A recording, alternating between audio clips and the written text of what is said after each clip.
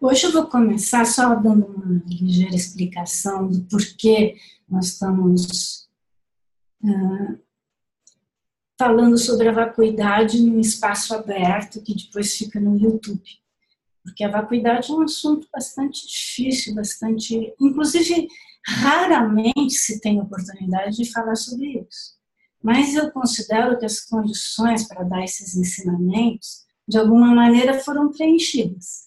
Eu lembro que nós fizemos 3 anos de vivências e esses 3 anos foram uma preparação para ouvir esses ensinamentos agora. Tanto é que, ao final dos 3 anos, naturalmente o assunto surgiu. Não foi uma coisa premeditada.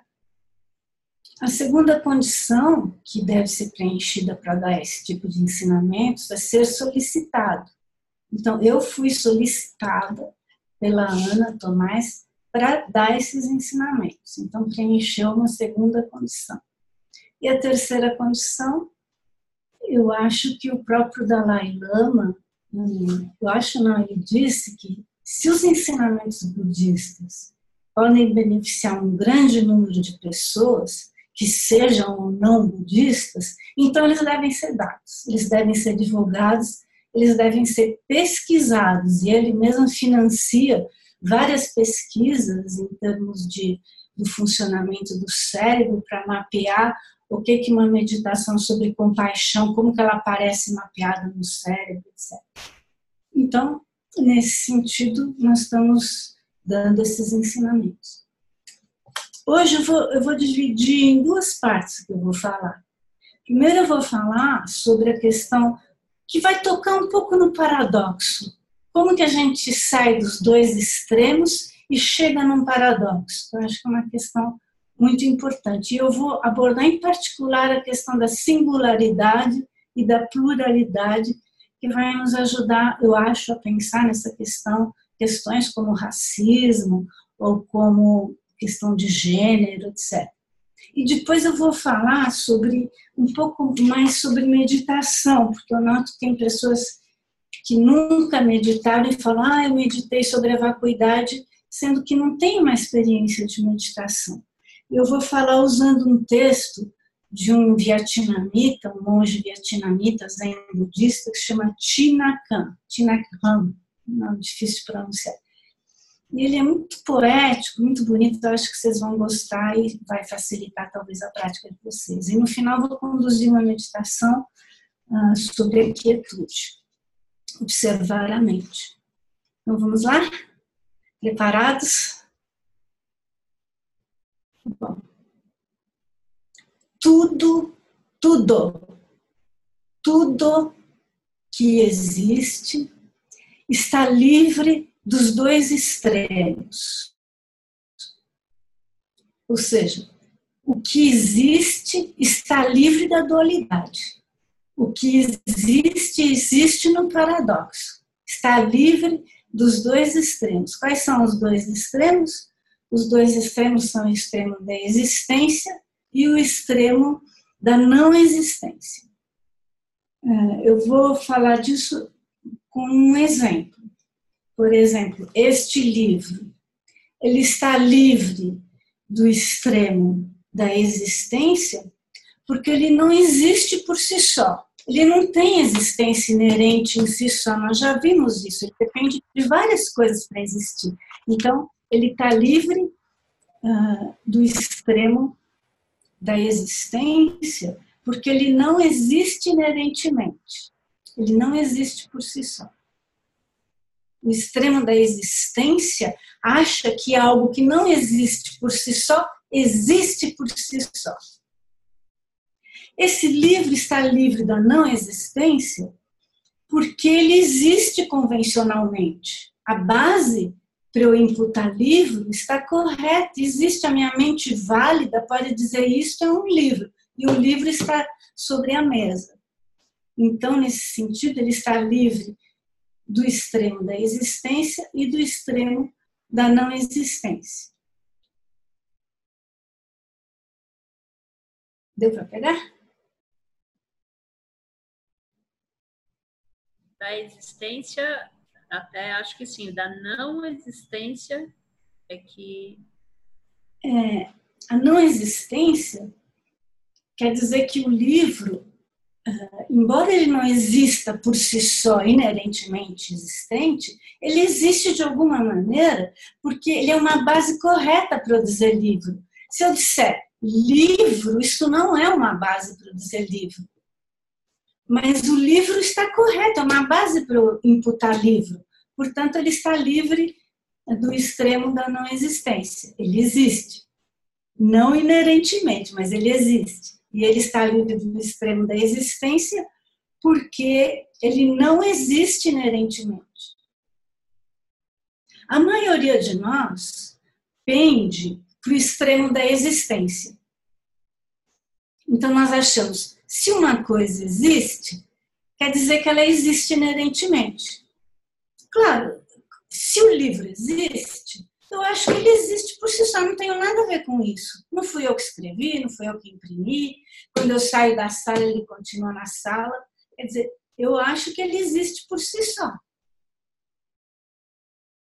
Certo? Eu falo o livro, não tenho dúvida sobre o livro, é livro. Então, ao mesmo tempo, eu acho, bom, esse livro existe, está aqui, é um livro concreto, ele existe por si só.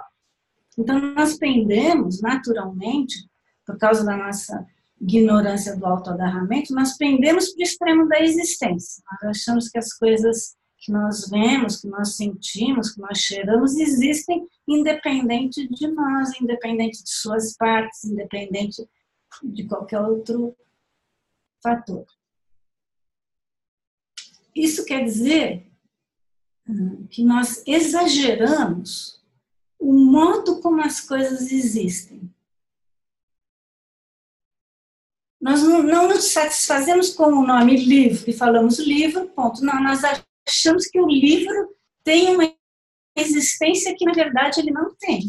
Uma existência inerente por si só. Então, nós pendemos, todos nós pendemos para o extremo da existência. Há pessoas que pendem para o extremo da falta de existência. Então elas pensam, bom, se eu estou dizendo que o livro não existe inerentemente, eu estou negando a existência do livro, não existe livro. O livro é só uma ideia, ele não existe. Elas negam até a base de imputação do livro. Então elas pendem para a não existência. Ó, é só pegar isso que você vê que a gente vai chegando no paradoxo. O livro existe e o livro não existe. Ele não existe inerentemente, mas ele existe como uma base de imputação para eu dizer livro. Percebeu? É um paradoxo. Ele existe e ele não existe. Então, nós precisamos compreender que, embora os fenômenos careçam de qualquer traço de existência por si só, de existência inerente, eles existem convencionalmente. Convencionalmente como uma mera aparência para uma mente válida. O livro aparece para minha mente válida, quer dizer, eu posso dizer livro, e é livro, e funciona como um livro, e eu leio o livro, eu aprendo com o livro, mas é só isso. Se eu procurar onde está o livro, eu nunca vou encontrar livro. Nem nas páginas, nem... Eu vou encontrar partes do livro, mas eu nunca vou encontrar livro. Livro é um nome, uma mente conceitual que apreende livro. Não existe concretamente. Eu nunca vou encontrar o livro nas suas partes. E se eu tirar todas as partes do livro, eu não tenho mais base para dizer livro. Vocês percebem? Nós vamos sempre chegando ao paradoxo, né? Quando nós estamos meditando sobre a vacuidade, para aperfeiçoar a meditação, nós meditamos nos 8 extremos. Digamos, são 8 extremos principais que são usados na meditação. O extremo dos fenômenos produzidos e o extremo da cessação. O extremo da impermanência e o extremo da permanência. O extremo do ir e o extremo do vir. E o extremo da singularidade e da pluralidade. Eu vou falar hoje só sobre o extremo da singularidade e da pluralidade, que eu achei que pode contribuir para as nossas dúvidas a respeito de algumas situações sociais que nos impactam, como, por exemplo, a questão do gênero, a questão da raça, etc. Então, por isso que eu escolhi o extremo da singularidade e da pluralidade. Vamos lá, então. Todos nós, quando eu falo nós, é assim, bem em geral, assim, nós exageramos, nós tendemos a generalizar as falhas ou as qualidades de algumas poucas pessoas e a projetá-las em muitas pessoas. Certo? Nós tendemos a essa generalização, ou das falhas ou das qualidades de algumas poucas pessoas, e daí nós projetamos em todas as pessoas, ou em muitas pessoas. A partir disso, dessa espécie de mecanismo, dessa generalização, nós geramos ódio ou apego, em função, por exemplo, da raça, da religião, do gênero, do time de futebol, da nacionalidade, etc. Nós geramos ódio quando nós generalizamos as falhas dessas algumas poucas pessoas e projetamos no coletivo. E nós geramos apego quando nós exageramos as qualidades de algumas poucas pessoas e projetamos no coletivo. Então, se nós contemplarmos a vacuidade da singularidade e a vacuidade da pluralidade, isso vai nos ajudar a reduzir esse ódio e esse apego. Então, agora eu vou explicar isso. Vamos tomar o eu, porque nós já meditamos no eu algumas vezes, vamos tomar o eu como exemplo. O eu é uma singularidade, concordam? O eu é uma singularidade. Mas o eu, na verdade, quando você examina, tem muitas partes. Tem o eu que ouve, o eu que vê, o eu que cheira, o eu que fala, né? Tem o eu também representado nos seus papéis, o eu que é mamãe, o eu que é avó, o eu que é trabalhador, o eu que é patrão, o eu que... muitas partes. Então, essas muitas partes são o quê? Uma pluralidade de partes. E a singularidade é o eu. O eu, então, a singularidade é imputada numa pluralidade, que são as suas partes.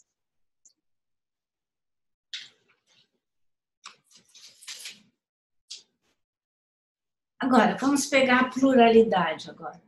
Nós vemos, assim, muitas árvores. Árvore, árvore, árvore, árvore, árvore.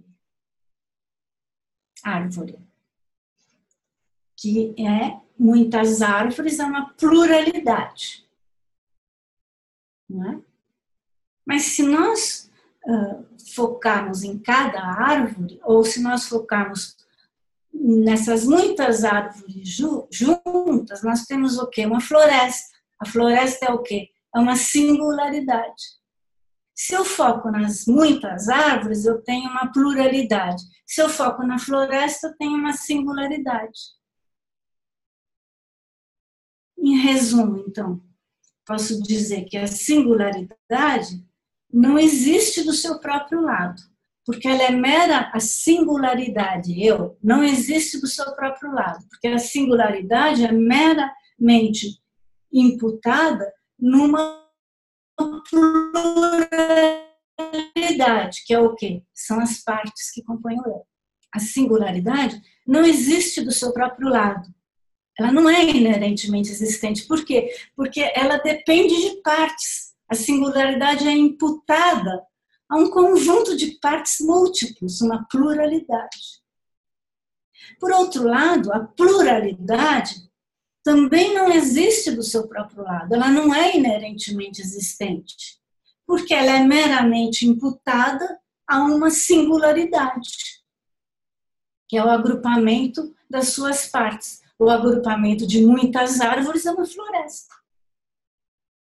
Então, nem a singularidade, nem a pluralidade existem do seu próprio lado. Ambos são meramente imputados pela mente conceitual, e eles são imputados pela mente conceitual e carecem de existência inerente. Então, por exemplo, daí nós podemos pensar, talvez discutir mais tarde, podemos pensar, vamos supor, eu tenho experiência em São Paulo, eu nunca tive, mas vamos supor, tenho a experiência de ter sido assaltada muitas vezes. Das 10 vezes que eu fui assaltada, 8 eram por gente pobre e negra. Daí eu faço o quê? Eu imputo os negros, olha a generalização, os negros são assaltantes, olha só. E começo a acreditar nisso. E a minha relação, tive uma experiência de ser humilhada, até abusada, por vários homens. Um patrão, meu pai, meu irmão, O que eu faço? Eu posso transportar isso e digo, os homens são abusadores. Então, eu transportei e uma singularidade para uma pluralidade. E agora eu falo, os homens são, e gero ódio pelos homens, eu gero ódio pelos negros, eu gero ódio pelos crentes, porque eu digo, conheci 4, 5, 6, 10, 100 crentes que falavam coisas que dividiam a família, vamos supor. Agora eu generalizo, os crentes todos são divisores da família, ou pulo.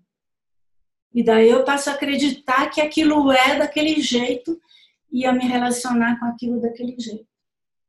Então, eu vou parar por aqui, porque eu quero falar de outras coisas, mas nós vemos que a singularidade e a pluralidade são meras imputações da mente conceitual. São meras imputações da mente conceitual e elas não têm, carecem de qualquer existência verdadeira. Então, isso nos alerta para começar a tomar cuidado quando a gente fala os homens, as mulheres, o povo, certo? Tem sempre uma coisa por trás que pode ser extremamente perigosa. A gente diz, o povo unido jamais será vencido. Mas os nazistas diziam algo muito parecido. Então, tem algum perigo embutido nessas generalizações. Enquanto a nossa mente for uma mente dualista, que está nos dois extremos, é preciso tomar cuidado com esse tipo de generalização, que daí gera em nós ódio ou apego. Quando a gente diz, eles são o máximo, daí você vai para o exagero, as mulheres são maravilhosas, as mulheres são isso, são aquilo. Cuidado, não é bem assim. Depende das mulheres. Elas podem não penetrar alguém com um órgão sexual que elas não têm, mas elas penetram a mente da pessoa com outro tipo de domínio. Então, é sempre cuidado com as generalizações. Então, é esse. E hoje, então, eu vou falar um pouco sobre a meditação para ajudar quem não tem muita prática. Eu acredito, e fez parte da preparação que nós fizemos durante 3 anos na jornada, a prática da semissupina. Eu acho que quem pratica a semissupina regularmente tem uma base para começar a meditar em objetos mais... para fazer uma verdadeira meditação, vamos dizer, uma meditação de fato. Porque para fazer uma meditação de fato, é preciso antes ter algum preparo, e esse preparo consiste em aprender a relaxar a mente. aprender a observar os pensamentos, aprender a gerar um coração tranquilo e uma mente clara. Essas são preparações para a meditação. Algumas pessoas pensam, bom, o principal e o único objetivo da meditação é o relaxamento. Não é verdade. O relaxamento é uma pré-meditação. A meditação mesmo, ela tem sempre um objeto e ela implica em deixar a mente em contato com esse objeto sem se desviar. Para que você consiga fazer isso, você tem que ter alguma prática em observar a sua mente, relaxar a sua mente e desenvolver, eu estou usando agora essa linguagem mais poética do monge vietnamita, tem um nome tão difícil, Thich Nhat Hanh. Então ele diz, ter o coração tranquilo e a mente clara já é avançar no caminho da meditação. Então, ele diz o seguinte, só há uma forma de se conhecer a mente, que é observar a mente, a nossa mente, não a mente dos outros, a nossa mente, observar a nossa mente e reconhecer tudo sobre ela. Essa é a única maneira de conhecer a mente.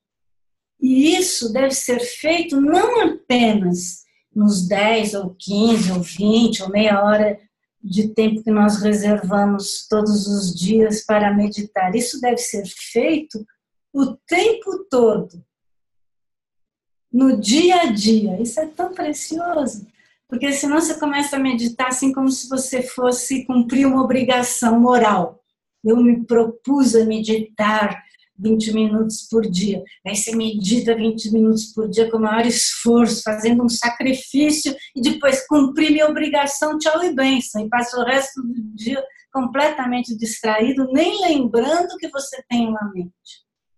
Então é muito importante essa noção que fazer isso o tempo todo. Só há uma forma de conhecer a nossa mente. Estar atento a ela no dia a dia, o tempo todo. Inúmeros pensamentos, inúmeros sentimentos surgem durante a meditação. E se nós não estivermos atentos à nossa respiração, nós vamos ser arrastados por esses pensamentos ou por esses sentimentos. Se nós não aprendermos a nos concentrar na respiração e acolher os sentimentos e os pensamentos, nós vamos ser arrastados, ou seja, nós não vamos meditar, nós vamos ficar pendendo de um lado para outro. Então, a nossa intenção, quando surge um pensamento, um sentimento, não deve ser a de afastá-lo, afugentá-lo, odiá-lo, como eu, que medito há tanto tempo, estou tendo um pensamento tão horroroso, tão mesquinho. Nada disso. A nossa intenção é nos concentrar na respiração e acolher qualquer pensamento ou qualquer sentimento que venha. O que deve ser feito, então? Simplesmente reconhecer a presença desses sentimentos ou desses pensamentos. Se surgir, por exemplo, um sentimento de tristeza, nós devemos reconhecer essa tristeza imediatamente. Um sentimento de tristeza está surgindo dentro de mim. É isso que tem que ser feito. Sem julgar, sem nada. Reconhecer um sentimento de tristeza está surgindo dentro de mim. Se esse sentimento, mesmo assim, continuar, nós continuamos a reconhecê-lo. Um sentimento de tristeza continua existindo em mim. Só isso. Se surgir um pensamento como de irritação. Puxa, já são 10 horas e meus vizinhos continuam fazendo barulho. Estou meditando aqui, fazendo esse ato tão pacífico. Essas crianças não param de gritar, sabe, do tipo. Sintam surgir essa irritação, da mesma forma nós devemos simplesmente reconhecer. Eu estou irritado. A irritação surgiu dentro de mim. Se ela continuar, repete de novo. A irritação continua surgindo dentro de mim. Só isso. E continua prestando atenção na respiração. Reconhecer qualquer espécie de sentimento ou de pensamento que surja dentro de nós. O essencial é não deixar que isso nos leve ou para um lado ou para o outro. Por exemplo, você está meditando na respiração, e de repente você tem uma visão de Buda em pessoa, ou do Cristo em pessoa. Isso é distração. Isso é uma distração, porque você não está meditando na figura do Cristo nem de Buda. Você está meditando na respiração. E a distração veio na forma dessa imagem fascinante e você se desvia. Se vier a imagem de uma coisa horrível, um demônio ou o seu pior inimigo, de novo, você não está meditando nisso. Então, isso vai te desviar. Para evitar esses desvios, que são esses pensamentos, ou essas sensações, está doendo, minha perna está doendo, não aguento mais. De novo, reconheça, minha perna está doendo. Não se desvie, é só um pensamento, não se desvie, minha perna está doendo. Se não houver nenhum sentimento, nenhum pensamento, simplesmente você continua meditando na respiração. Você reconhece, não está nenhum sentimento ou nenhum pensamento está aparecendo diante de mim. Dessa forma, você vai, aos poucos, fortalecer a sua concentração. Concentração é como um músculo da mente. Com exercício, ela pode se fortalecer. Mais tarde a Ana pode falar, mas eu acho que na semissupina, de alguma maneira, você se prepara para isso. Não é na postura de meditação tradicional, mas você se prepara para isso. E também tem esse conceito de continuar durante o dia com as experiências que você teve, com algum insight que aconteceu, tudo isso. Não apenas no momento que você está na posição de semissupina. Então, eu acredito que é muito, muito parecido. Fortalece a mente. Te deixa... Esse fortalecimento é um poder de concentração. Às vezes a gente usa uma palavra que é uma contínua lembrança, manter a lembrança contínua focada num ponto. Contínua lembrança é um termo que a gente usa. Então, ao praticar esse exercício que o Tinakan chama de alertar a mente, ele chama assim, alertar a mente, ao praticar esse exercício, nós não devemos nos deixar dominar pela distinção entre o bom, o mal, e criando assim uma luta interior. Não quero pensar nisso, isso é mal, isso já é uma baita distração. A gente não deve moralizar nem julgar os pensamentos que surgiram, nós simplesmente admitimos que ele surgiu. Quando surgiu um pensamento positivo, nós reconhecemos um pensamento positivo acaba de surgir. Não se apegue ao seu pensamento positivo. Olha como eu sou amorosa, agora eu medito e surge amor. Não se apegue ao pensamento positivo, mesmo que ele seja agradável. E não tente reprimir um pensamento desagradável ou um pensamento que você gostaria de não ter, porque para você parece como uma coisa inferior. Estou sentindo inveja, olha que vergonha, estou sentindo inveja. Não, você, do mesmo jeito que você fez com o pensamento virtuoso, eu estou sentindo amor, você faz com o pensamento da inveja ou da raiva, do que quer que surja. Você simplesmente acolhe e continua concentrado na respiração. Percebeu? O principal é continuar concentrado na respiração. E os pensamentos, então, se elevam, descem, se elevam de novo, descem, como as ondas de um oceano. Se você tiver se distraído, você deve saber que se distraiu. Porque às vezes a gente vai meditar, você reservou 10 minutos para meditar, você passou 8 minutos fazendo uma lista de compras ou das tarefas que você tem que fazer depois. Isso você se distraiu completamente, não fez nada e passou os 20 minutos nisso. Você não percebeu que se distraiu. Então é muito importante perceber que se distraiu e reconhecer, eu me distraí. Se a hora que você conseguir fazer isso, assim, bem rápido, então você está pronto para meditar durante bastante tempo, sem distrações.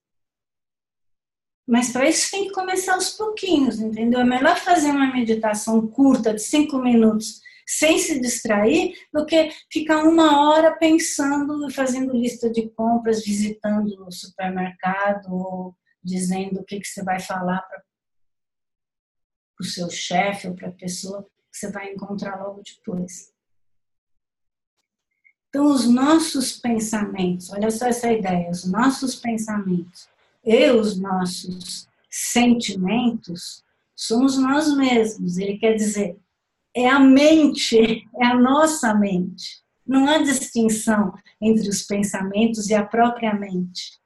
Assim como não há distinção entre o mar e as ondas, as gotículas de água que se elevam e descem de novo para a água. É a mesma natureza. Nós temos essa tentação, como nós vivemos no extremo da existência, nós temos a tentação de considerar, né, todos esses pensamentos ou sensações, ou alguns deles, como forças inimigas que nos perturbam, como se viessem de fora. Mas, na verdade, quando estamos com raiva, nós mesmos somos a nossa raiva.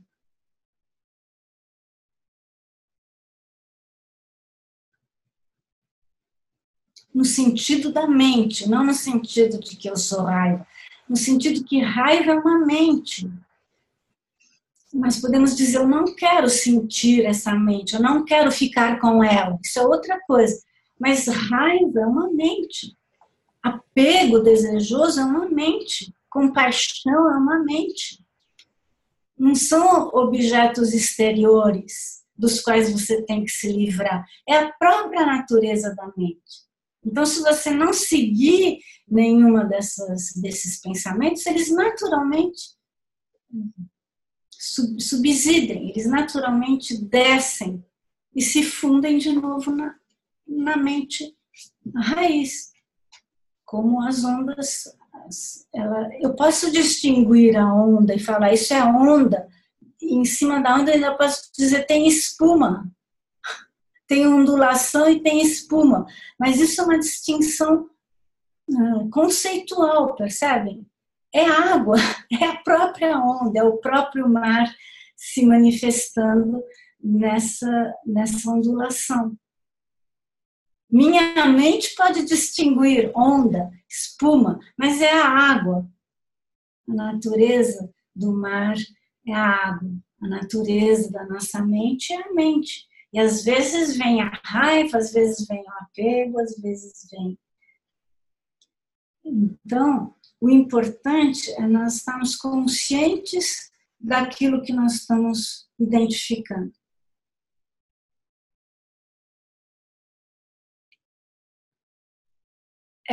Esse tipo de observação, ele não estabelece uma distinção entre sujeito e objeto. Nós não estamos observando o objeto da nossa mente, no que ela está pensando, o que ela está sentindo. Nós estamos observando a natureza da mente. Aqui tem uma coisa que não está dita aqui por ele, mas é como assim, você olha no espelho, em vez de observar a imagem sua refletida no espelho, você tenta se concentrar só na superfície do espelho. É como se você penetrasse numa outra camada, esquece a imagem e se concentra na superfície do espelho. É isso que ele está querendo dizer quando ele fala: esta observação não estabelece uma distinção entre sujeito e objeto. Nós estamos apenas observando a mente o tempo todo.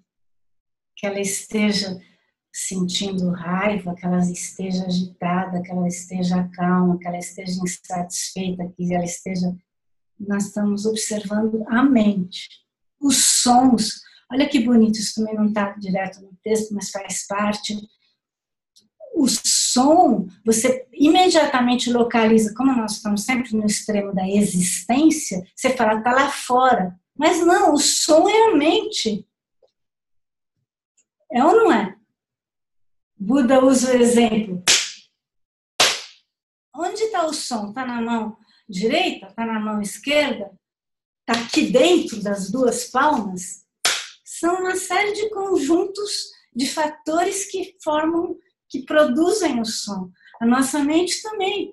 Uma série de fatores que produzem um som. O som não está lá fora, ele só chega quando está na mente. Hoje em dia, com o avanço da tecnologia, nós sabemos disso através de diversos experimentos, não é? O som chega atrasado, não é? Você não ouviu aquele som naquele instante. É só quando ele chegou no seu, né, em conexão com o seu aparelho auditivo que ele surgiu.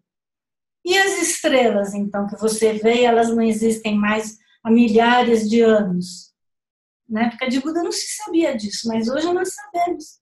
Você vê uma luz no céu e não existe mais.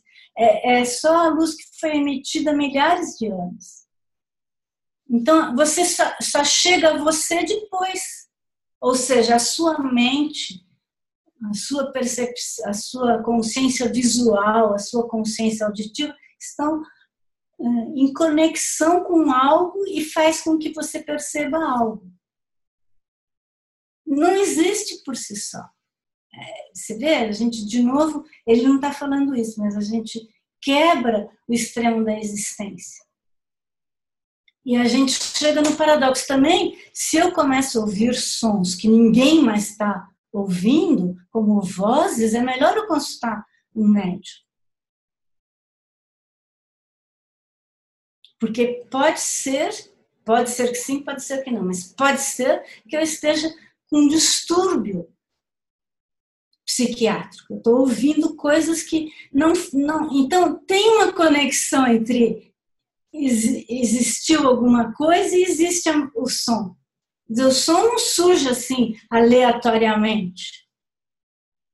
A gente aprende a ouvir um som, depois identifica todos os fatores mentais ali presentes, e daí a gente diz, isto é um carro, isto é um passarinho cantando, etc.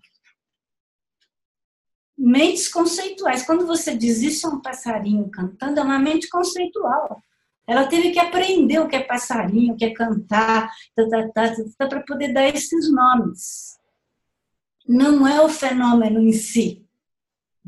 Bom, então,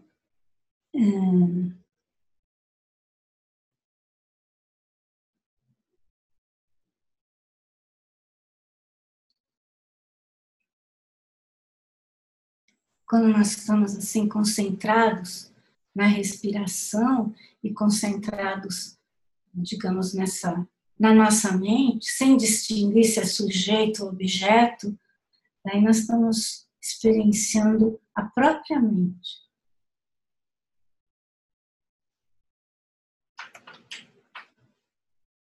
A mente, Buda disse num dos sutras, que a mente é como um macaco na floresta, saltando de galho em galho.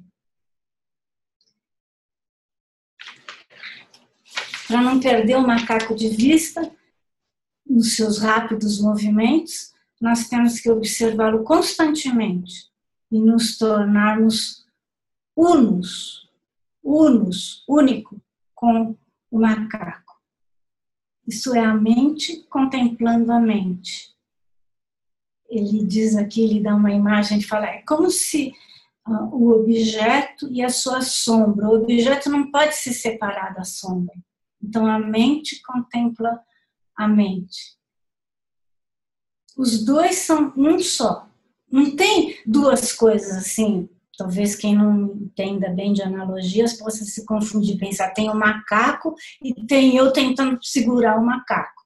Minha mente é como um macaco pulando e eu estou tentando segurar o macaco para reter a mente. Não, é o mesmo fenômeno. A mente pulando e a mente é a mesma coisa. Daí nós vamos aos poucos nos tornando, ele usa essa expressão, unos com a mente, unificados com a mente. Onde quer que a mente vá, ela está sempre subordinada à própria mente. Se ela está com raiva, é uma mente, é a nossa mente, é a raiva. Naquele instante nós somos aquela raiva, porque é o que está predominando na nossa mente. Nossa, isso é tão incrível, que nós nos perdemos tanto em raiva, em retaliação, em planos para nos vingarmos de quem nos ofendeu, mas na verdade é a nossa própria mente. E quando você entende isso, vão surgindo possibilidades assim imensas que não são mais dualistas. Por exemplo, o perdão ou o acolhimento, ele pode ser dualista, sem dúvida, mas quando ele surge desse lugar, que é o reconhecimento da própria mente, ele não é mais dualista. Ele simplesmente identifica que isso aconteceu há muito tempo, então não tem por que eu ficar segurando esse sentimento de indignação ou de raiva. Já aconteceu, passou. Quem segura isso é a minha mente. Nesse momento, então, acontece um monte de coisas, assim, a gente começa a se responsabilizar por nós mesmos. Então, acho que eu já falei muito, mas tem um mestre que fala assim,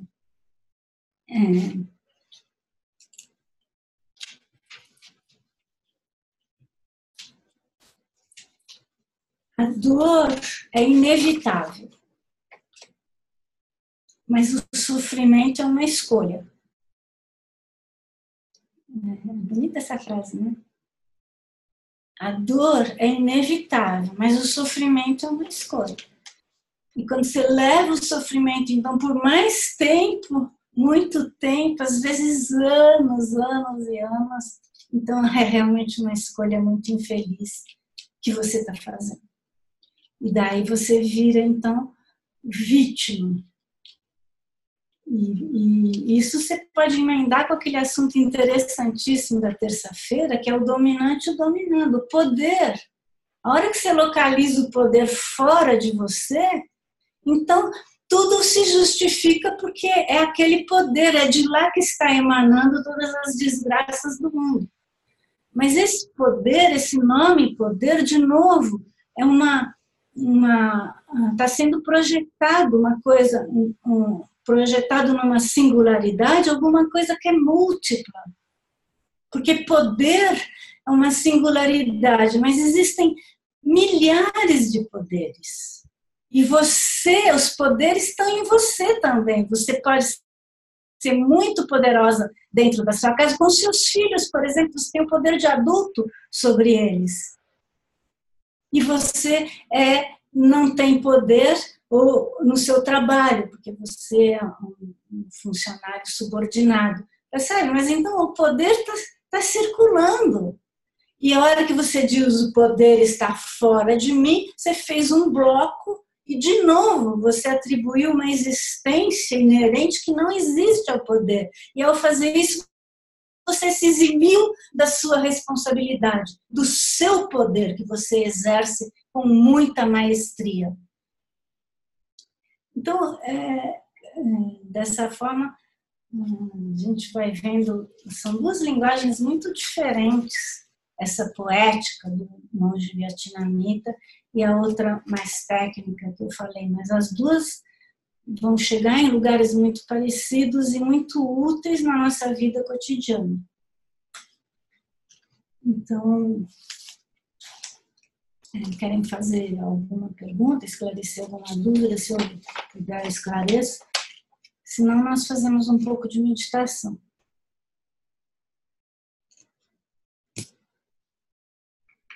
Cuca, não sei se é uma dúvida, mas quando há bocadinho, relativamente à meditação, que eu estava assim a ouvir, faz sentido começar sempre a fazer a meditação do eu? Começar sempre pela meditação na vacuidade?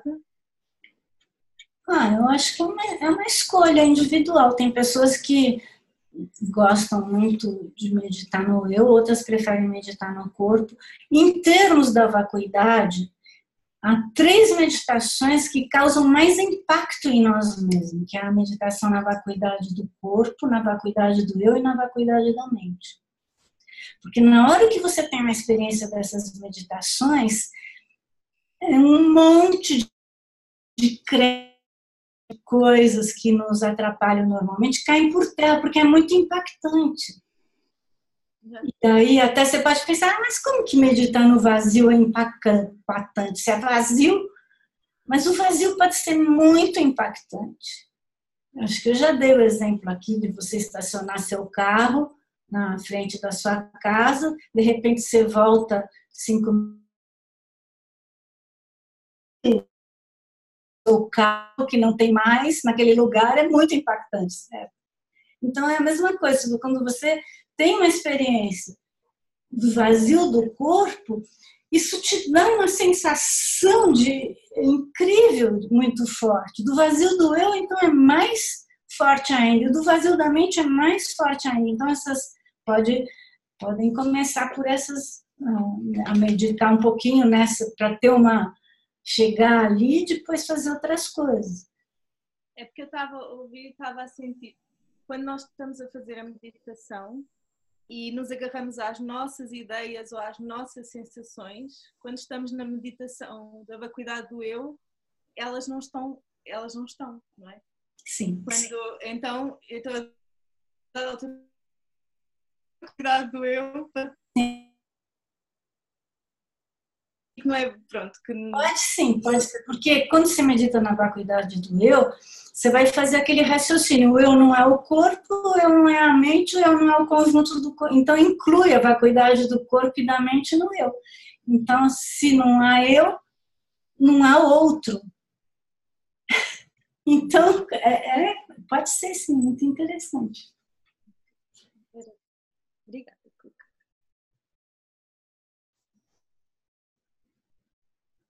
Agora, quem não tem nenhuma familiaridade com o assunto, então pode começar com uma prática de meditação respiratória, porque daí pode levar isso para o dia todo, pode ir fortalecendo a sua mente e gerando sensações que são muito agradáveis, sabe? Muito de paz, de tranquilidade. Quando você está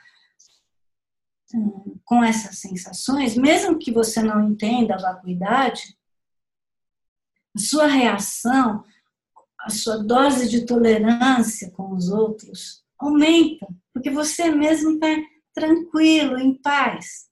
Então é lógico que os seus relacionamentos também, você se fortalece para fazer meditações mais profundas.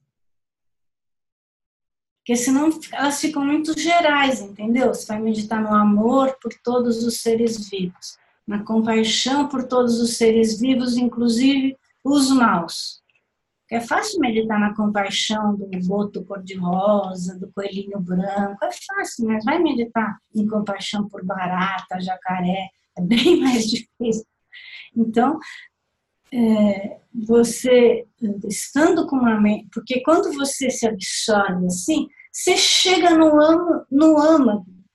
E é um amor, parece música sertaneja, né?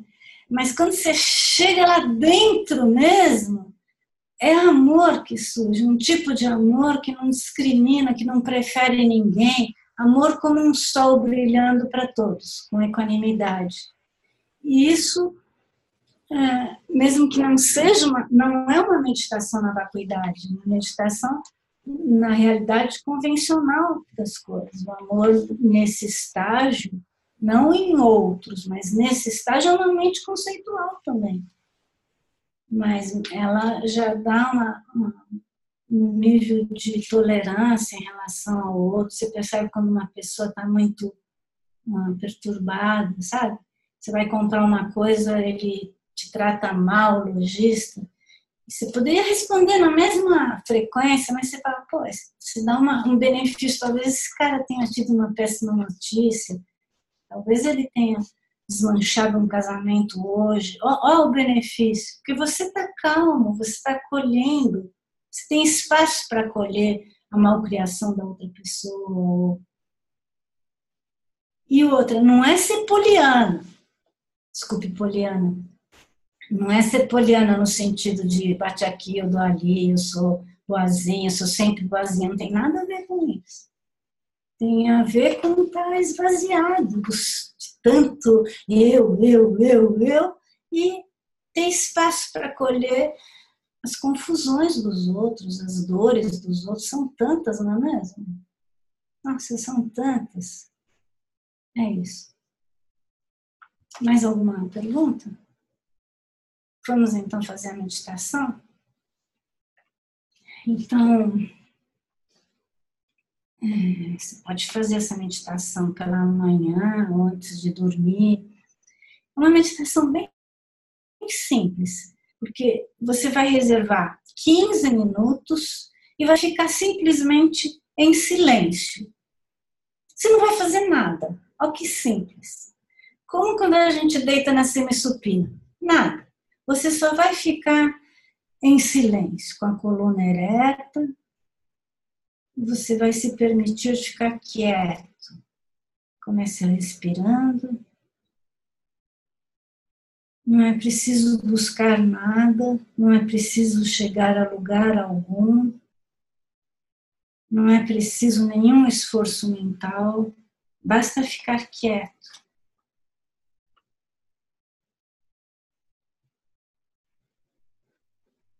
Agora procure acompanhar a sua respiração.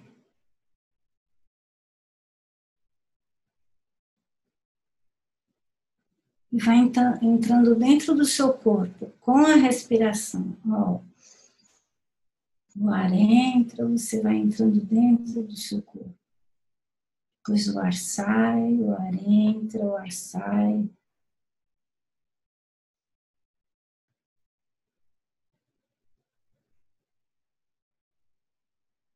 Nessa quietude, você está apenas acompanhando o ar entrando e saindo pelas suas narinas.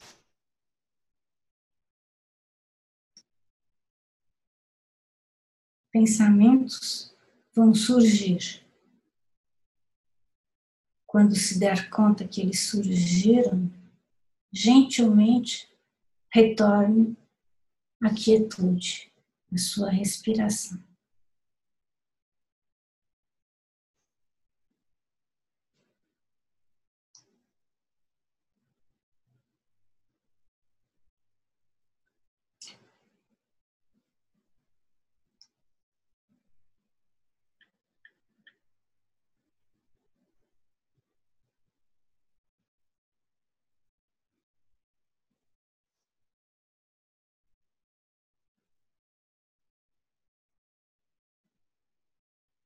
Se aparecer alguma dor, seja física, mental ou emocional, apenas observe gentilmente, sem julgar, sem dar uma conotação negativa ou positiva.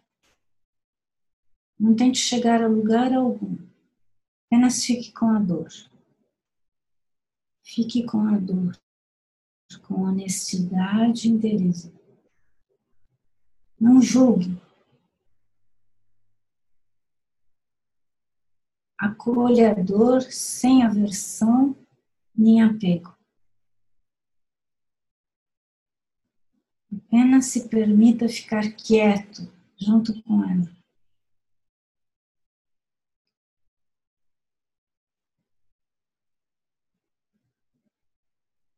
Se vier vontade de chorar, aceite o choro. Permita-se chorar.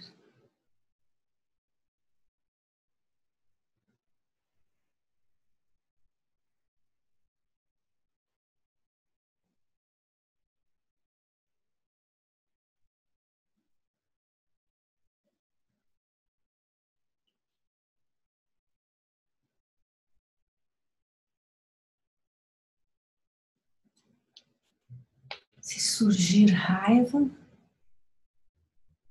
acalme a sua mente, acolha, reconheça. Depois de se acalmar, pergunte-se: qual é a tristeza por trás dessa raiva?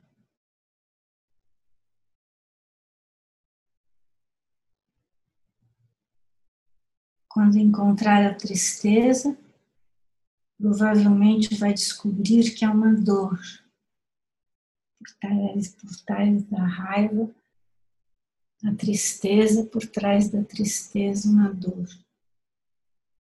Mantenha-se com essa dor, assim como fez anteriormente. Acolha a dor na quietude,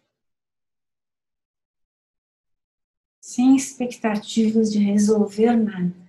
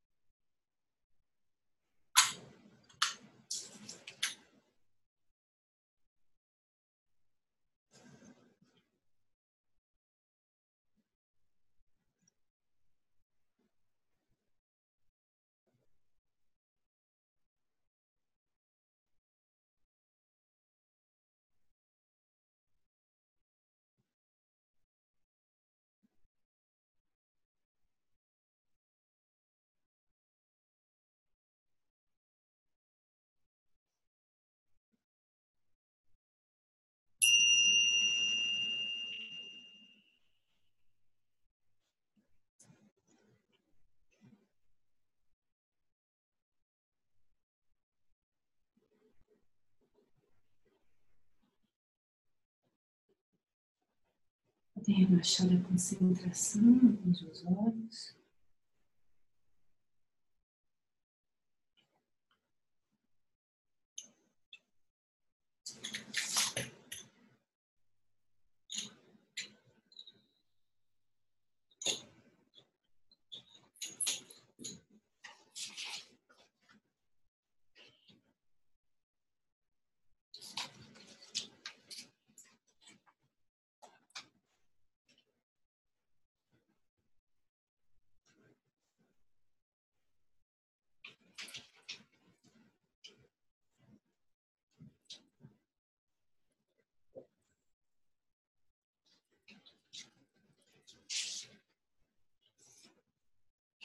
Então, acho que o negócio é praticar.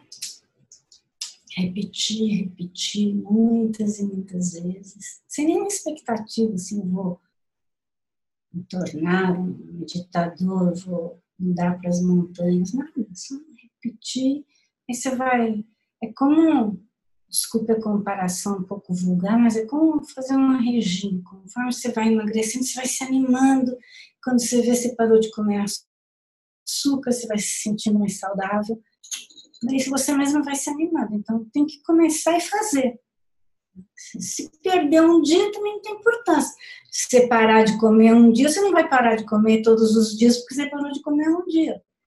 A meditação tem que se tornar assim, uma coisa que faz parte da sua vida. Se um dia não deu, não deu. Se você está viajando, tudo bem. Depois você retoma. Nesse sentido, repetir, repetir, repetir.